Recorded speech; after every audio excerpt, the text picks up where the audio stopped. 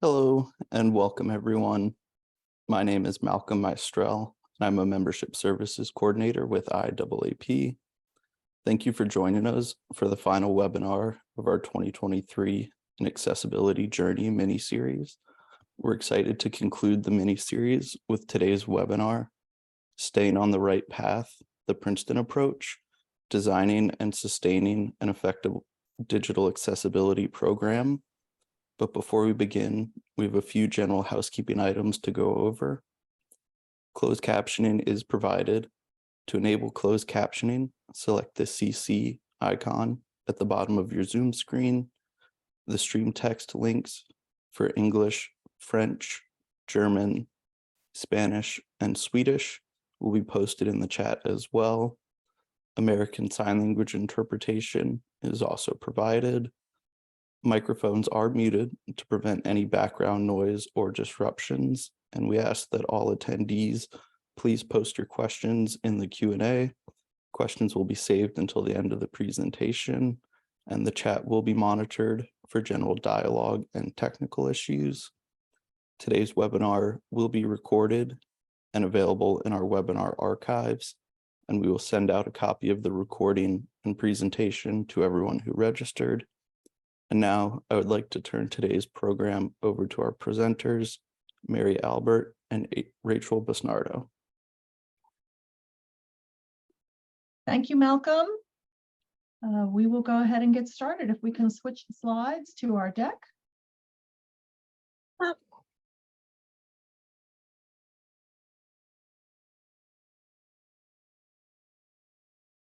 On screen is my desktop, which is a picture of my cat staring at the TV, watching some Alliance that he's very, very interested in. And now it should be the slides. Okay, great. Thank you. So welcome everyone to the Princeton Approach. We're going to be talking today about how we have designed and how we sustain our effective digital accessibility program. And we hope that you will take away ideas today that you can implement in your own organizations. So we'll go ahead and introduce ourselves. Rachel? Sure. Next slide. I am Rachel Busnardo. I am the Training and Outreach Program Manager for the Digital Accessibility Program at Princeton. A little bit about me. I have 11 plus years as an educator, a little over 4 years in digital accessibility as a trainer. I call myself plain language champion. That's kind of where a lot of my interest has been lately in this area, is thinking about plain language and how we can say things more clearly. I believe that we are all creators, so that even somebody who is making a Word document or a newsletter or an email is a creator the same as anyone else. And one of my sayings is always accessible design is good design, because oftentimes when we are creating these things, we were probably never shown how to create a Word document, how to create a newsletter. We kind of just did it intuitively, right? And so I like to teach our staff that accessible design is the basis, the foundational knowledge that you need for basically creating any digital environment. And on the right, I have something that I just like to share, something that's really important to me as an educator. I never thought I could do visual art. And a few years ago, I kind of just let myself be bad at it for a little while until I kind of got a little bit better at it. And I kind of just found joy in learning how to do something that I just thought I couldn't learn. And so on screen is 2 drawings I've done. One is a color pencil drawing of a piranha plant from Super Mario Brothers on Nintendo. It's very cartoony. And the other one is an acrylic painting I did of a ghost holding a lantern. And so this is just something that I like to think about when I'm teaching anything, is just kind of that space of when you're not very good at something, and then how do we get from that space of not being very good at something and being comfortable with not being very good at it into getting better at it. Now I'll pass it on to Mary. All right, everyone. I am Mary, and I've been in IT for quite some time, over 25 years now. I've been focusing on digital accessibility for 7 years, and my career has always focused on the human side of technology. I have always been interested in how people use technology to complete tasks, how they learn and how they learn using technology, and how we can make IT better. Digital accessibility pulls together the different threads of my career, and now it also involves civil rights. So I'm very excited about that.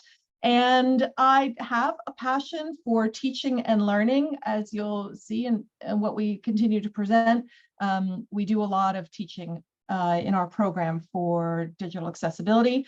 Risk management is also an important part of my job, and this slide contains an image of something that I learned recently about risk. I learned this in the mountains of Tennessee, where I was walking with my family and looked up and saw a very large black mother bear with her 2 cubs sleeping high above us in the trees. So this was a really important experience for me in terms of being aware of risks and looking for risks in places where I hadn't previously thought to look. So it's a metaphor for risk. All right, we will go on. So here's our agenda for today. We're going to give you an overview, and then we'll give you detail about our approach, the cornerstones of our approach. We'll talk about the various components, and we'll finish up in about 45 minutes or so, and then we'll take Q&A. So let's go to Princeton. So you know, writ large, Princeton is it's the country's 4th oldest college. It was founded in 1746. It's one of the 9 colonial colleges that were started before the American Revolution. It's continually rated as one of the nation's top schools. It's been earning the #1 spot in the U.S. News and World Report rankings for the past 11 years. We have about 5,200 undergraduates and about 3,000 graduate students, along with about 7,000 staff. And we are well known for our informal motto, which is in the nation's service and in the service of humanity. And it is under that service of humanity that we place our efforts in digital accessibility. So the high caliber of faculty, students, and staff here really keeps us on our toes. And it is one of our strengths. We're going to talk about our strengths here. So that's Princeton. And let's go on. I wanted to share with you the mission of our digital accessibility program. This is the only way we can make it work. We have a very small staff. Our mission is to make accessibility a shared responsibility and standard practice. So we work to build accessibility into processes, both within our own department and around the university, in order to make it just a very normal part of how people get their jobs done and what they pay attention to when they are serving people. We are all here ultimately to serve people. And we have to make it a shared responsibility. As I said, we are a small staff, but also there are just so many aspects to digital accessibility that it's got to be attended to by many people in a variety of roles. Okay, so that's an important foundation for us. I also want to talk here briefly about culture. I know that a lot of people talk about changing the culture, and yes, ultimately, we do want to change the university's culture. This slide says culture is the organization's predominating attitudes and behavior. I really want to focus on behavior here because the only way we're going to change a culture is to change practices. Cultures are made up of practices. And of course, attitudes about disability, attitudes about accessibility, attitudes about what is truly important in getting our work done, what is required, and what is truly helpful to the people that we serve. But we can't change the culture until we change people's practices. As new people come into the culture, they will absorb the practices, and those will just be considered a normal part of the culture. So that is ultimately where we are getting to. Okay, let's move on. Okay, this slide shows our timeline. I did want to share a brief history of our program. In 2008, we started a web development services group. That was a group that I started up, and we did include practices for accessibility. We actually thought that we were doing a decent job. We had, a few good tools. We checked color contrast, a few other things. But then as we learned more, and as a few of us started attending accessibility conferences, we realized that we really needed a formal plan. So in 2015, we began work on a plan for digital accessibility. And what I want to say about this plan that is, I think, an important part of our ongoing success is that from the beginning, this plan was done in partnership with our Chief Information Officer and our Provost for Institutional Equity. So right from the get-go, our institution recognized that digital accessibility was part of diversity, equity, and inclusion. And a position was created in the equity office that formally included digital accessibility as part of that person's responsibilities.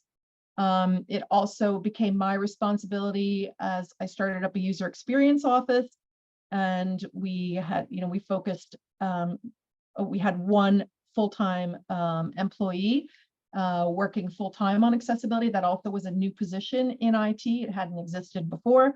And then as part of my leadership role, I also worked on accessibility half-time. So in 2016, we initiated the plan. We had a clear set of goals to meet, and we went from 0 to 70 very quickly.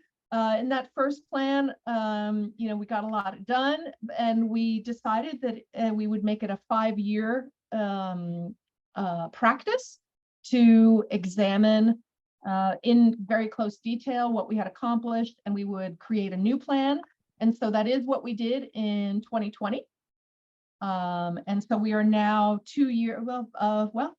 about 3 years into our current plan, our strategic plan, and we were able to grow our team a little bit, which included Rachel, which is why she is here with me today. So, we have a more mature program now. I'm proud of what we've accomplished. We're going to talk about our approach and give you more detail on that. All right, let's go on, Rachel. All right, so this slide shows our multi-dimensional approach. So our program is made up of 5 key areas. The first is leadership. The next is policy and governance. We feel that those absolutely have to be in place. Otherwise, the other 3 parts won't be as successful as they can be. So the other 3 parts are training and outreach, technology and content. This is digital accessibility, so technology is our focus. The content that it provides is also our focus because it's information communication technology. And then finally, also procurement. All right, so let's go on to that. So here's a closer look. This slide is showing under leadership, we've got our CIO. This program would not be successful if we didn't have buy-in from our Chief Information Officer. I actually work directly for our CIO. That gives this program, it gives the campus a clear message that this program is a priority, that accessibility is a priority in IT. That is foundational. I mentioned the equity office. We work very closely with them. They also provide leadership. They can give messages to the campus. They help us when we're devising strategy.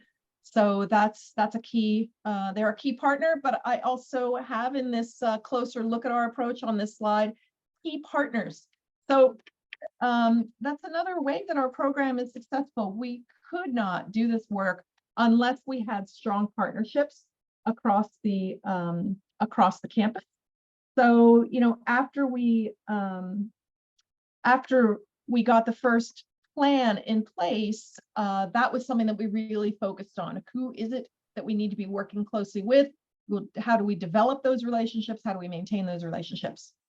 I won't go into all of the detail on this slide because I'm going to go through it in the following slides, but I just want to make the point here that each of these, each key piece of the approach has dimensions underneath it as well. So let's go on, Rachel, to the next slide.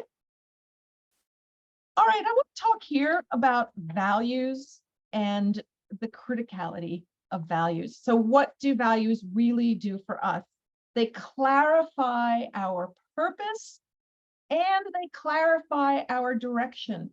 Whenever we have questions about what we should be doing or how we can do it best, we go back to our values. You may be familiar with the concept of value-based leadership.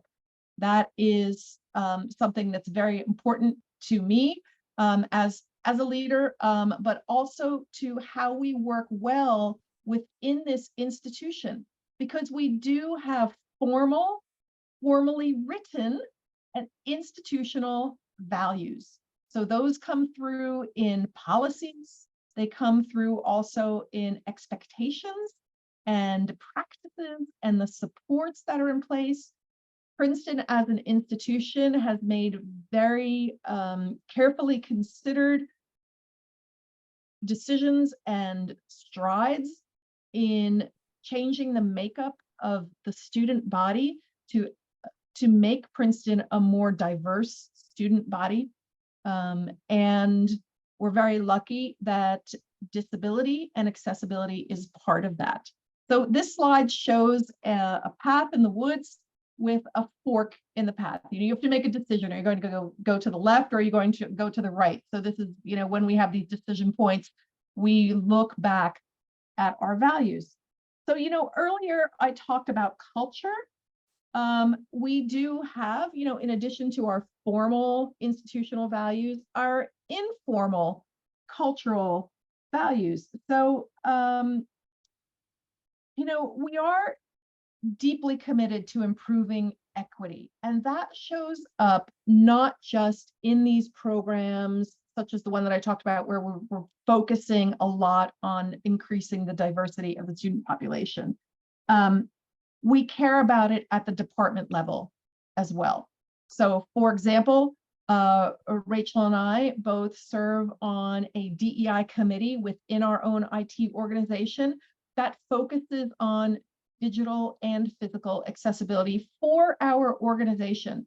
And we've just started this up as its sort of own entity. And already we've gotten such a response from people because accessibility is something that affects them as well. It affects the people that they supervise. It affects the people that they're serving. And so, as a culture just within IT, we're seeing this happen more and more, that people do care.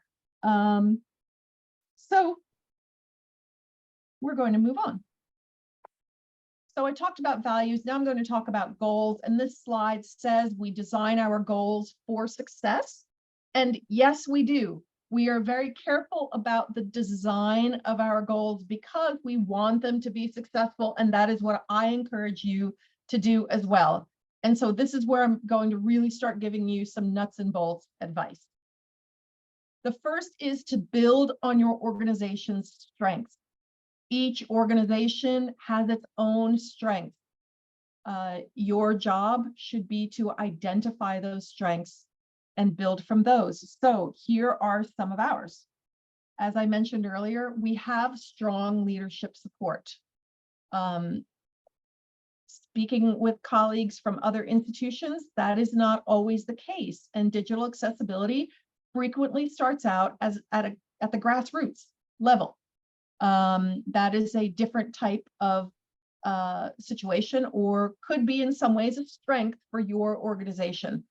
But you should get interested in finding out the strengths if you don't already know them. Ferret them out by talking to others, by looking through presentations that have been given, and in other ways, just do some research if you don't already know your strengths. There are other strengths that we have here. We are committed to continual improvement. This is actually pretty formal in the IT organization. We do formal service management here, and we describe our services, and we are accountable for improving our services. So that's really helpful when people in the organization know that we're continually striving to make things better. And accessibility is absolutely a way to make IT better for people with disabilities and universally for others as well. The third strength that I want to point out here about our own organization is a commitment to excellence. We are at an Ivy League institution. People say that the only way that it's harder to get into Princeton, it's harder to get into Princeton as an employee than it is as a student. So we do have an excellent staff that opens up doors for us that would not be open if that weren't quite seriously part of our culture and the type of staff that we have. So the second major point that I have here is that the second piece of advice is to ensure that whatever goals you set for your digital accessibility program, that they support the organizational. I used institutional here because I'm in higher education, but this certainly applies to other types of organizations, mission and values. So if you can't articulate in that elevator speech, right, when you have just a minute or two to explain to somebody what you're doing, if you can't immediately articulate how your program supports those goals, then you need to figure it out. Think about it, write it down, talk to people, and make it very clear to yourself. And that way you'll be able to make it clear to other people. Okay, let's move on. Finally, we are good partners. This slide shows an elk. I believe this is an elk, and it's got birds on it. The birds seem to be enjoying themselves, looking around, and the elk is being, I feel, a very good partner to those birds. So we do have key relationships. I have listed them here on the slide. I mentioned the Office of Institutional Equity. This may surprise you. One of our key relationships is with our Information Security Office. Truly, we work with them on risk analysis, risk assessment for the institution. Procurement, because we buy a lot more IT than we design ourselves. We work very closely with our Web Development Services group, also with the Office of Disability Services, which supports students. Staff and faculty are supported through human resources if they need accommodation. But our Office of Disability Services is a strong champion for accessibility in all its forms across the campus. So we do get to work closely with them. And also we have a Center for Teaching and Learning, where the staff, the instructional designers are very much champions of universal design and universal design for learning. To work with them. But the point that I want to make here, and that I am giving as a piece of advice, is we treat every relationship as an important relationship, and you should do the same. It is surprising sometimes how someone that you've worked with just a little bit a few years later suddenly is in a different position, or you're working on a project together, and because you have already established a good relationship, it is going to make your life and your program more successful. So, we also have external, but this is not our full list of partners, but we do have external partners. We work closely with IAAP. We'll be talking about our accessibility certification training that we do. We have colleagues at other institutions, and we do sometimes offer public events as well so that the community can participate. All right, let's move on to the next one. Here I'm going to talk about leadership. And I have a quote on this slide from Simon Sinek, who is a professor of, I think it's leadership and organizations. That might have that not quite right, but he says, let us all be the leaders we wish we had. So Rachel and I are very lucky that we do have already leaders that are good ones to have. But we also need to be the leaders that we want other people to work with. So, we have excellent sponsors. I mentioned the CIO, for example. If you don't have leadership sponsorship, you need to figure out how to get it. A few minutes ago, I mentioned, grassroots efforts. That can be a place to start, frequently is a place to start, but the only way to get your program to the next level and get it taken seriously in the organization is to have leadership sponsorship. Initiatives that are not supported by leaders, and if leaders are not taken seriously, they are not considered priorities. So you've got to find someone, preferably more than one person. So, again, you're going to have to, if you don't already know, you're going to have to do some research and figure out who the most beneficial leaders would be for your program. You also need partners. I talked about the partners that we have. None of this would work if we didn't have good partners. And you have to work within the institutional context. Everybody's organization, right, has its own context. How things really get done, right? Timelines for things. Sometimes usually there are seasons for things. We may all be familiar, for example, with the fiscal year schedule, but there are other things in organizations that also get scheduled or are expected at certain times, or there are ways of behaving. Those expectations are all part of your institutional context. Every organization is different. Certainly there are some characteristics we can all share in common across organizations, but it's almost like they're their own animal. You really have to get to know the organization well to fit your program within it and set it up for success. And then finally, the point that I want to make on this slide is the need to lead from where you are. So not everyone has a title that suggests leadership. However, we are all always teaching. Rachel, when she introduced herself, she said, she believes we are all creators. I believe that we are all teachers. When we interact with one other person, we are teaching that person how they should interact with us, how we like to interact with them.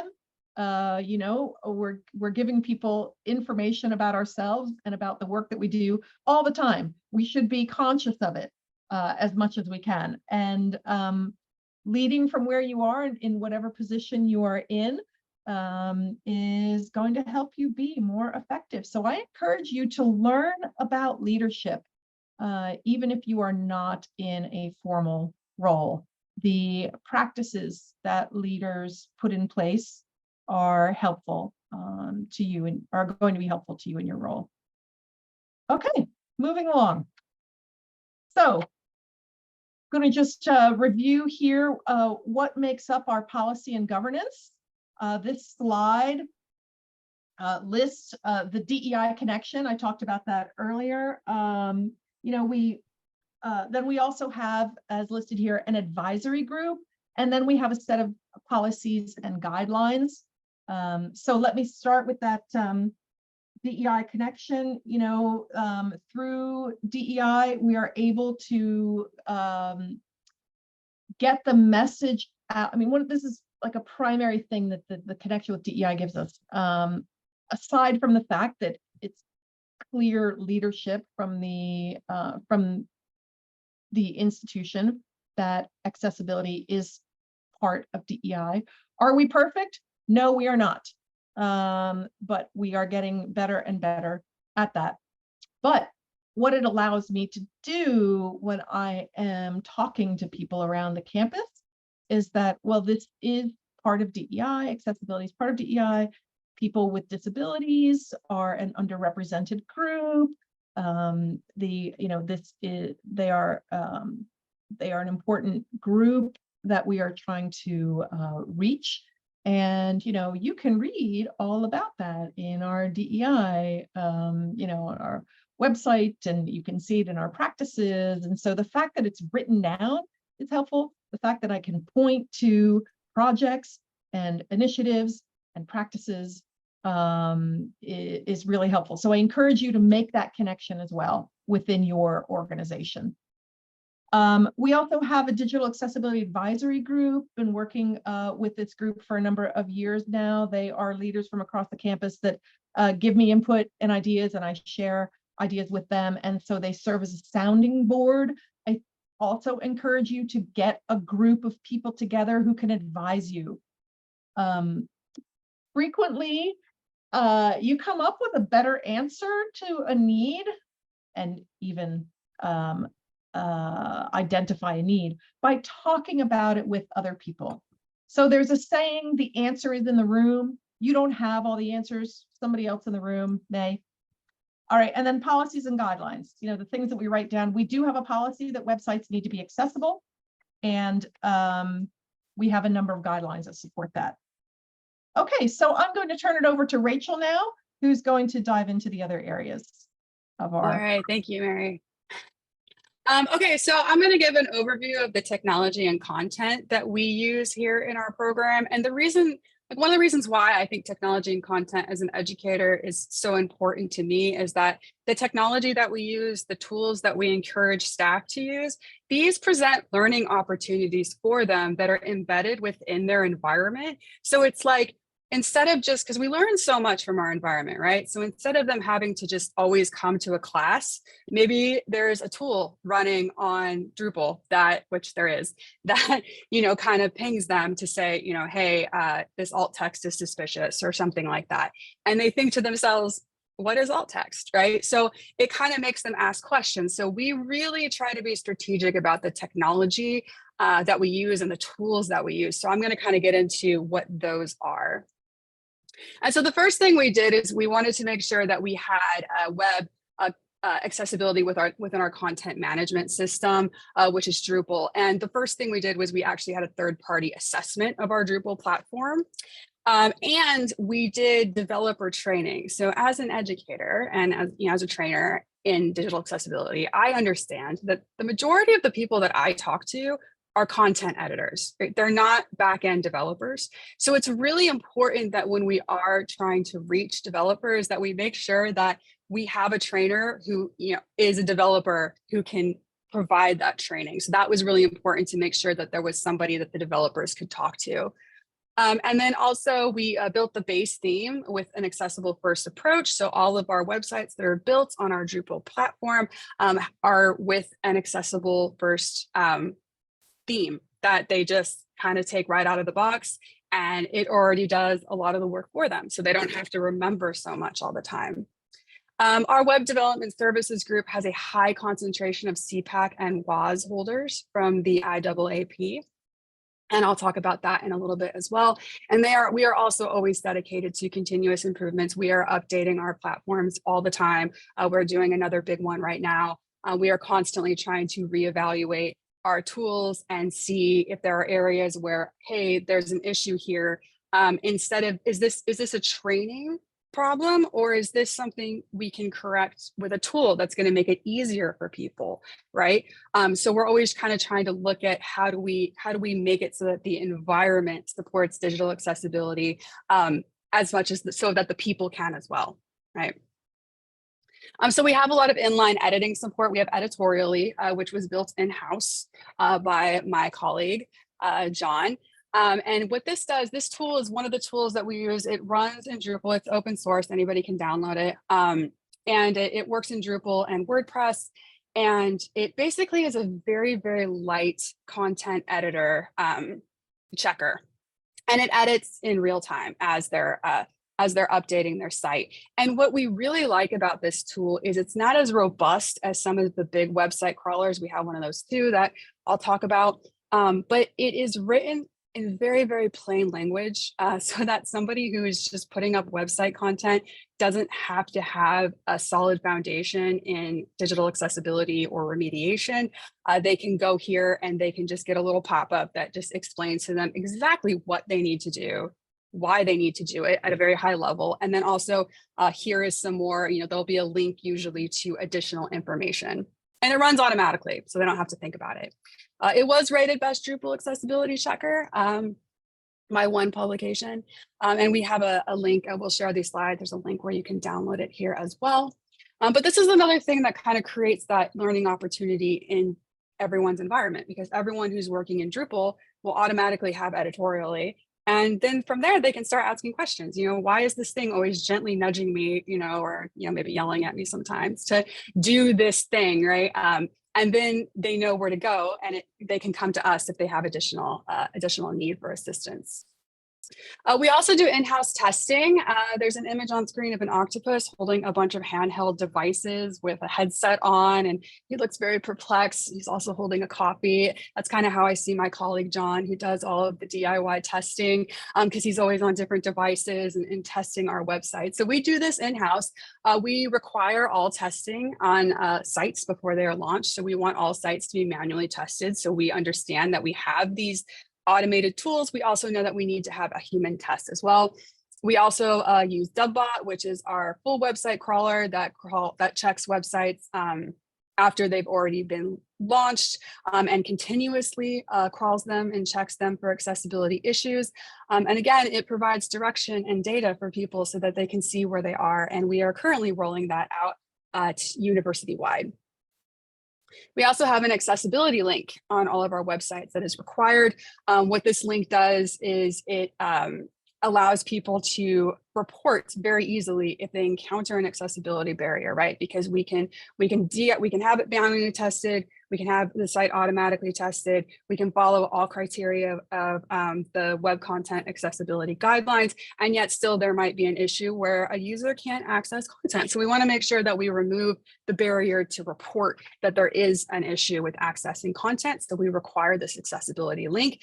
We also have Dubbot automatically flag if this link is not present. We also have a Jazz design system. So this is kind of it's a drag and drop these, all these different styles. It has a bunch of different styles and templates and reusable components in it. And when users are building, they can just use these components, and these components already have accessibility built into them. And it promotes a lot of consistency. They follow our principles and guidelines. And again, this was also designed with accessibility first in mind. The team that worked on this worked closely with us. It encourages branding, and it's very easy to use. And on the next slide, I have a couple images of sort of what the different components, some of the different components look like. Like there's a whole bunch of different buttons that people can select from.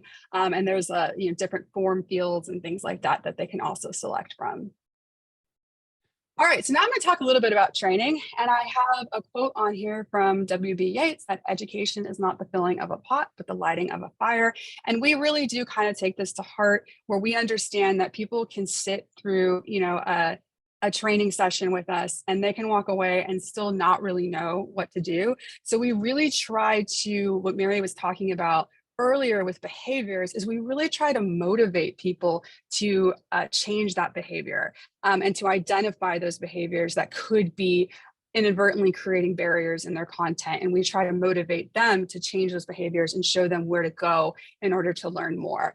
So we do teach them the skills, but we also, we know that if we walk away from a training, you're not going to absorb everything. So we have a couple of different training and outreach approaches that I'll get into. So we have our tools and services. Again, we provide ongoing support. We identify training opportunities wherever we can. And we also try to reinforce good behaviors and good practices. So, if I see somebody encouraging accessibility on their site, or if I see somebody, who just designed something that just is really great, I'll reach out to them and let them know, this is great, and ask, like, can I use this as an example in training or something, something like like when you're in school and they ask if, the teacher asks if they can use your essay for future classes or something like that, So I try to really reinforce good practices. And we are always telling people too, that we are a part of your team. So if you are working on content, even if you're in a different department, like I'm your team member, so you can tag me in if you've got questions about what's the best way to organize this content in an accessible way. And the automated tests that we run too, those also support training. Again, that creates an environment that allows for learning opportunities to happen. And I like to call this just digital handholding. So there's something there to kind of help guide.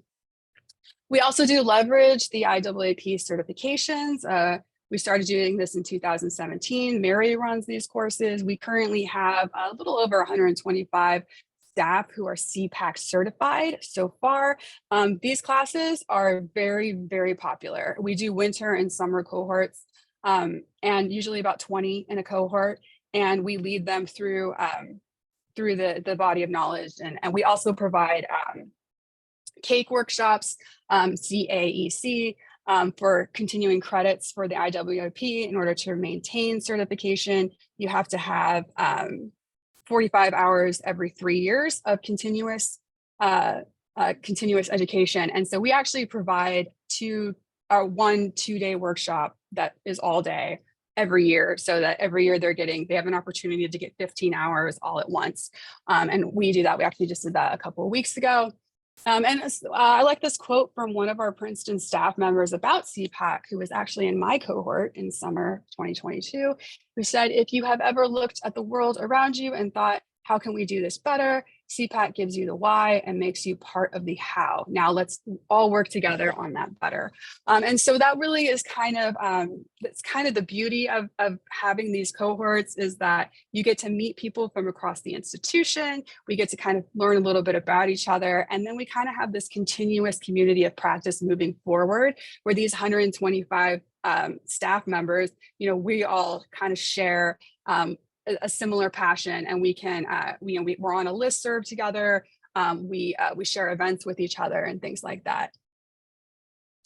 We also have some self-service training. So we do asynchronous training that would come through our website resources. We also have some Canvas courses. There is a self-service Canvas course for Dubbot. I also do live onboarding for that as well. And then we're also working on a digital accessibility basics self-service training course, where people can go and just kind of get the basics if that's the type of learner they are, because we're always trying to figure out flexible approaches. And so this next slide is about our instructor-led trainings, which we have kind of a big catalog, and this is just some of the trainings that we offer. We do have a getting started with digital accessibility. This used to be a very intensive intro class that went through all the best practices, but then we kind of scaled it back and we thought, let's just leave them with 5 things.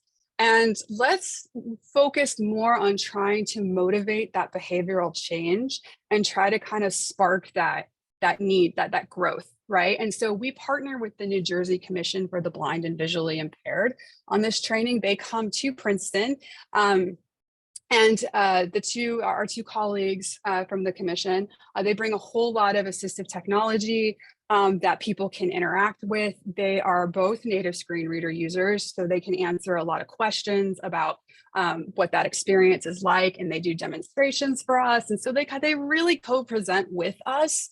And it gives our staff the opportunity to be exposed to people who use this technology. We've also have a 30-minute training series that we just launched recently. And so basically what this is this is a 30-minute kind of rapid fire training that I do on just one practice, like just one thing. So if somebody's already been through an intro course and they kind of already know the basics, they may need a little help in something else. Alt text is a big one. Every time I run a 30-minute training series on alt text, I get a waiting list. Like, people are very, very interested in just talking about alt text. I also do captioning. I'm working on one on heading structure, but it's just 30 minutes. So it's not a huge time commitment for people. So they're more likely to come, and then they're more likely to ask questions. There's also some intro classes for practical steps to creating accessible website content. We do courses on online meetings and events, and then stuff on like PowerPoint and presentations and a lot more. So we kind of look for where those needs are, and then we create courses around them. We also have a lot of partners around campus that do courses for us as well. And we also try to embed training, I should add, in foundational courses that are already happening in OIT. So website design services, for example, they already teach courses on Drupal, but they embed accessibility into that. So when somebody is first learning Drupal, they are also learning accessibility. So that accessibility doesn't become advanced knowledge. It's just foundational. This is just what you do. We also do a lot of outreach. So we do a lot of special events, and we do other types of outreach, but special events I think are the most fun. We did like an accessible Zoom meetings challenge for Global Accessibility Awareness Day in 2022, where we challenged the university to make a very conscious effort to run accessible Zoom meetings all day. We did a panel called IT is About People for Global Accessibility Awareness Day this year. And that's where we brought partners from around campus who are not in digital accessibility, but work in accessibility. They support the work that we do. So we had somebody from procurement, somebody from the Office of Disability Services, and somebody from HR that are all in these other fields, but they are all also working towards our goal. We did a screening of Crip Camp actually in one of our local theaters in Princeton. I participated on a neurodiversity panel that was actually for another department altogether, as a staff member who is neurodiverse. And so I talked at that. So sometimes like I get to go be in other people's events. And then we also ran these ASL workshops for staff a couple of weeks ago. And one of the feedbacks we got from that was really great. It was Noah's ASL workshop was one of the most impactful educational experiences I can remember having. And that was just so great to hear. All right, and I'll pass it back to Mary for procurement. Okay, so I'm going to talk about two of our partners here, procurement. It's here called the Office of Finance and Treasury. Years ago, they added an accessibility clause to all of our contracts with vendors, whether those are for services or for IT. Our contracts manager is CPAC certified. She was part of last summer's cohort. It was very exciting. We'd like to see more staff in procurement become CPAC certified. And a colleague from Finance and Treasury is part of our digital accessibility advisory group, and get to learn about the nuts and bolts of procurement. So that's really important. Then also very early in the presentation, I mentioned that we work closely with information security. So we leverage our risk assessment process here at the university. And this is one of the things I'm most proud of actually about our program, is how we have leveraged this and how we work so closely with information security to support digital accessibility. And it may not seem like a natural partnership. However, we have a group, it's called the Architecture and Security Review Group, and it's a process where we talk with vendors and campus partners as early as possible in the procurement process. And it gives, while we are looking at attestations for information security, for example, we ask all sorts of questions about infrastructure, databases, et cetera. I also get to examine VPATs and other accessibility attestation reports. I get to ask questions. I get to ask for a roadmap. Sometimes I even see these things.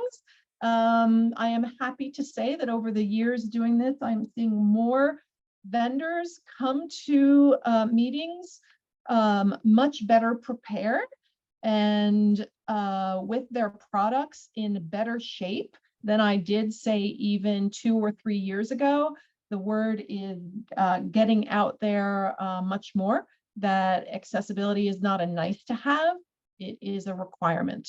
So we leverage something called the HECVAT. If you are in higher education, I encourage you to Google that term. It is also, it's a questionnaire, and it includes questions about accessibility that are very helpful to people like me when we are assessing products. And also the partnership with information security lets us promote change both within and outside the institution. Within, it's really great to be able to tell people, yes, of course, digital accessibility is part of our infrastructure assessment for, and cybersecurity assessment for vendor products. And then we have been hitting the road and talking to other institutions about how we do this, because it's working, and we would like other people to learn from it and hopefully, be able to leverage it at their institutions as well. So here are the key impacts of our program. Websites are now born accessible. We have over 1,000, official websites that are in our officially supported content management system. And recently, there's been a big upgrade to Drupal 9, and part of that upgrade project included assessing all Drupal websites for accessibility and fixing all of them. So we do have to rely on the owners of websites to keep the content up to date, but the infrastructure is there. Better tools. Rachel explained our tools. Vendors are more accountable, and we have greater internal collaboration. So, we have a good reputation. And I can also tell you that sometimes in meetings with vendors, if I can't make it, I know that my colleagues who normally take care of things like databases are going to ask questions about accessibility. So people are, other colleagues are looking out for this. And we have better usability. So, a lot of times when people talk about digital accessibility for people with disabilities, they are focusing on the web content accessibility guidelines, and that technologies meet those guidelines. And yes, that is very important. And I'm very grateful that we can test against those guidelines. But the guidelines to us are just the basic criteria. We are interested in improving the experiences of using technologies for people with disabilities. So, we ask questions like, how can a person get this task done? Can this person find this information easily? Not just technically, can they find it, but can they find it easily? Does it make sense? If you're using a screen reader, does the structure make sense? So those are the sorts of questions that we ask. I love this quote. This is from a student that I was lucky enough to give some direct support to, who is a screen reader user, and he gave this feedback. This term has gone really, really well from an accessibility standpoint. It's very gratifying to make things go better for this person.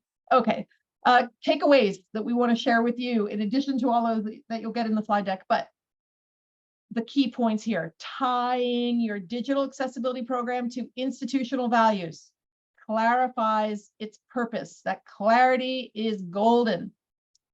It helps you be transparent in what you're doing. It helps you understand what you're doing. It helps you help other people understand. And digital accessibility goals designed to support institutional strengths are more likely to succeed. Work with your strengths and have good partners. Successful campus partnerships improve accessibility across the organization. All right, let's go. And, this is Princeton, and I'm pretty sure that I am contractually bound to mention Einstein in every presentation I give. This is Albert Einstein, who said, the important thing is to not stop questioning. Be curious, question why you're doing things and what you're doing and how you can make them better. Here is our contact information, and we will take questions. Thank you very much. This is Malcolm. We've had a number of questions in the Q&A. We have a question for Rachel. Have you found that people appreciate live training versus recorded For example, do you offer your 30-minute training as a recording, or do you have office hours for anyone who has questions that would rather speak to you than email? That's a good question. People are always welcome to schedule consultations with me. I always offer one-on-ones and tailored trainings to departments so that we can focus on just what they need to know and not cover everything they could possibly know. But I do not record these 30-minute trainings, but what I do is the way that I've constructed my slide decks is they are basically training resources. So I can't actually get through everything I can probably talk about in 30 minutes. So they go really fast, which actually from an accessibility standpoint is like not really what you want to do during a presentation, but everything I talk about in that presentation is in the notes of those slide decks. And I let people share those slide decks with whomever they want to. So basically the slide deck itself is the resource for them. And within it, it has very specific scenarios that I know our staff members run into on a regular basis so that they have guidance for that, for those specific scenarios. So no, we're not really recording them right now. Maybe in the future, we might do some sort of like micro learning series or something like that. But I really like to offer there really is no way of knowing if people would rather have a recorded training versus a live training because everybody is so different that we would just offer both, right? We would just have kind of both options for somebody who wanted to do something asynchronously versus somebody who wanted to do something synchronously. Thank you. And we have another question. We have a huge amount of technology debt, and we're making great progress in most areas.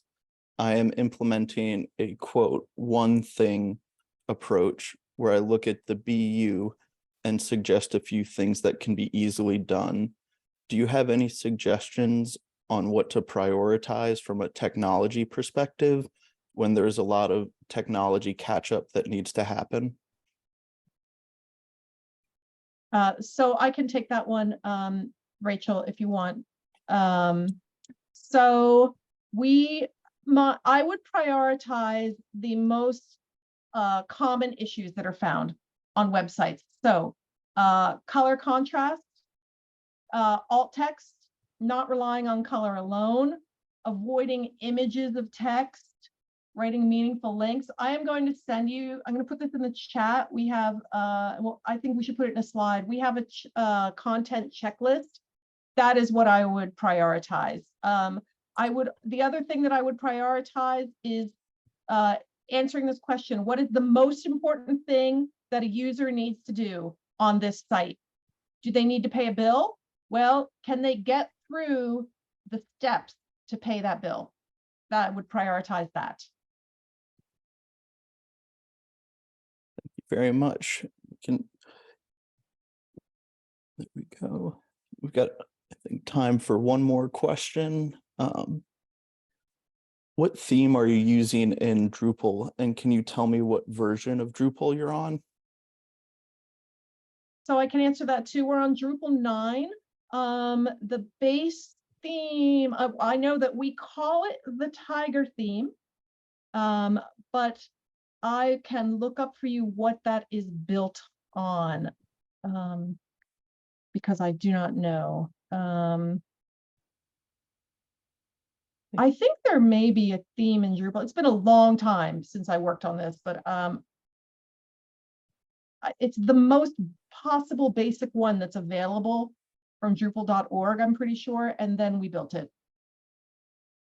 Maybe Someone in the chat was suggesting Olivero. Could be. I will put that in the we'll add that to the slides, okay? So you can see it when we send the slides out. Let me just make a note. Thank you very much. Start sharing my screen again. And I want to start by thanking Mary and Rachel for such a lovely presentation. It was a great wrap up to the series, and we really enjoyed seeing so many questions in the Q&A and chat, and we'll be sharing those additional resources in the slide deck with the recording in the post-webinar email to all attendees. And I want to thank our support team as well for their lovely work as always. Our sign language interpreters, Lizzie and Beth, and our captioner, Tina. Thank you all for joining us today. And for upcoming IAAP webinars, we have on August 22nd, top accessibility strategies applied to interior design, and that is part of our built environment series. Then on August 31st, as part of our digital accessibility series, we have 1% shifts to improve digital accessibility. And then on September 7th, we have universal design buildings performance assessment, how to evaluate physical, sensory, cognitive, and social qualities as part of our built environment series. And I want to thank everyone for joining us today. And for those of you who are not yet an IAAP member, we welcome you to join our network of over 5,500 accessibility professionals in over 100 countries. All IAAP members get discounts on live webinars, complimentary access to our library of archived webinars, access to our Connections networking platform, free courses like the CPAC exam prep course that is licensed from Princeton University. And we welcome anyone interested to sign up at www.accessibilityassociation.org or email info@accessibilityassociation.org to see how you can become an IAAP member today. Once again, thank you to Mary and Rachel for volunteering your time with us today and giving such a great presentation. And I hope everyone has a great rest of their day.